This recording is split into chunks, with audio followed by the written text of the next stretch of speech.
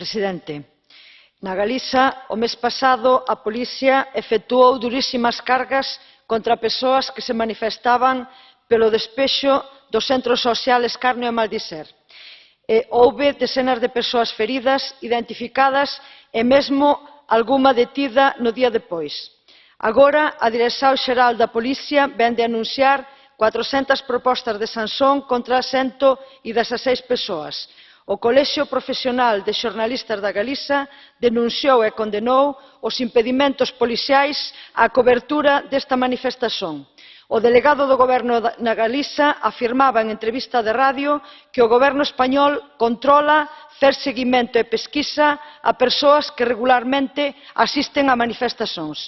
Todo isto son violacións gravísimas do dereito á liberdade de expresión e de manifestación. Este Parlamento ten condenado moitas veces situacións como estas cando acontecen en países terceiros.